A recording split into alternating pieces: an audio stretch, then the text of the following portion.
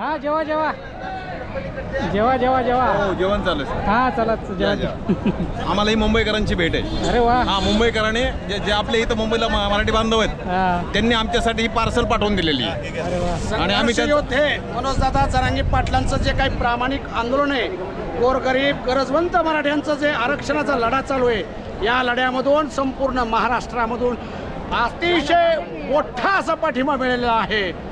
संपूर्ण महाराष्ट्रातल्या प्रत्येक जिल्ह्यामधून मुंबईकडे बांधव आलेला आहे. परंतु काल या हरामखोर सरकारने आमची रसद तोडण्याचं काम केलं. त्यांना वाटलं की मराठ्यांची रसद तोडली तर हे मराठे परत जातील. पण मी तुम्हाला सांगू इच्छितो, हा मराठा समाज अन्न पिकवणार आहे आणि सगळ्यांना जगवणार आहे. हाच मराठा मागे हटणारा नाहीये, कारण की आम्ही मराठे आहोत, कधीही मागे हटत नाहीयेत. काहीही केलं तरी आरक्षण मिळाल्याशिवाय एकही मराठा या मुंबई नगरी सोडणार नाहीये. ही या सरकारला इशारा आहे.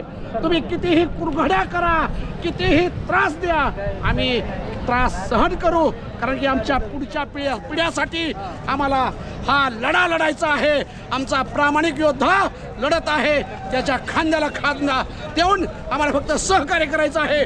तुम्ही बघताय सगळ्या रस्त्यावर मराठी बसले आहेत. अन्न मिळेल ते अन्न खातायत, मिळेल ते चटणी भाकरी खातायत, पण आमची कसली तक्रार नाही आहे.